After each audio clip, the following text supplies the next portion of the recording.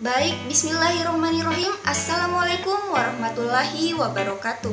Perkenalkan, saya Niswatul Nisasyam dengan NIM 20600122022. Di sini saya akan menjelaskan sejarah perkembangan filsafat ilmu pada zaman Yunani. Nah, dalam sejarah filsafat biasanya filsafat ilmu dijadikan sebagai pangkal sejarah filsafat barat. Hal ini karena di dunia barat dan alam berpikirnya selalu mengacu pada pikiran Yunani.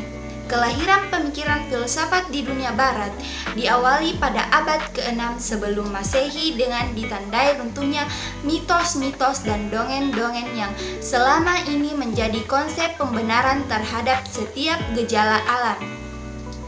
Mereka mencari tahu tentang asal mula alam dengan segala isinya. Nah, menurut Thales menyimpulkan bahwa air merupakan asal mula dari segala sesuatu. Pendapatnya didukung dan kenyataan bahwa air meresapi seluruh benda-benda di jagat raya ini. Nah, yang kedua, menurut Anaximandros meyakini bahwa asal mula dari segala sesuatu adalah apeiron, yaitu suatu yang tidak terbatas. Nah, selanjutnya yaitu zaman Islam. Dalam sejarah perkembangan filsafat Islam, filosof pertama yang lahir dalam dunia Islam adalah Al-Kindi pada 796 sampai 873 Masehi. Ide-ide Al-Kindi dalam filsafat misalnya, filsafat dan agama tidak mungkin ada pertentangan. Cabang termulia dari filsafat adalah ilmu tauhid atau teologi. Filsafat membahas kebenaran atau hakikat. Kalau ada hakikat-hakikat, mesti ada hakikat pertama, yaitu Tuhan. Ia juga membicarakan tentang jiwa dan akal. Nah, jadi yang selanjutnya yaitu zaman Renaissance.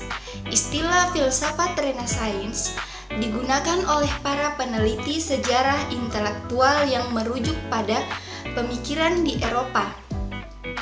Kira-kira antara tahun 1355 hingga 1650. Nah, perkiraan periode tersebut maju ke tahun-tahun berikutnya untuk Eropa Tengah, Utara, dan untuk daerah-daerah seperti Spanyol, Amerika, India, Jepang, dan Tiongkok akibat pengaruh Eropa.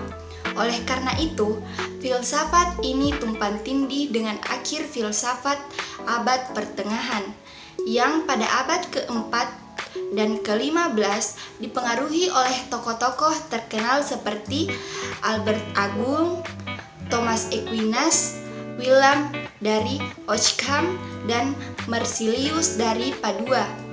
Dan awal filsafat modern yang secara konvensional dimulai dengan René Descartes dan hasil karyanya ceramah tentang metode pada tahun 1637.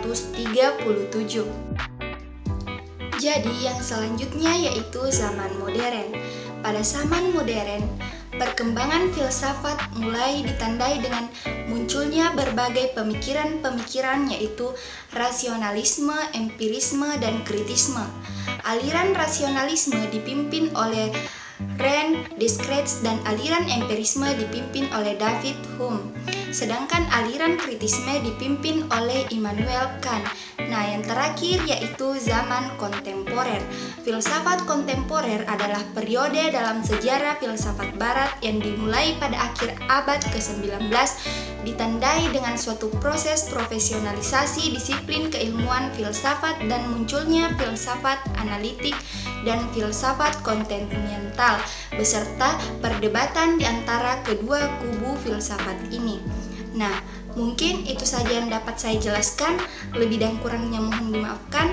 Saya akhiri dengan ucapan wassalamualaikum warahmatullahi wabarakatuh.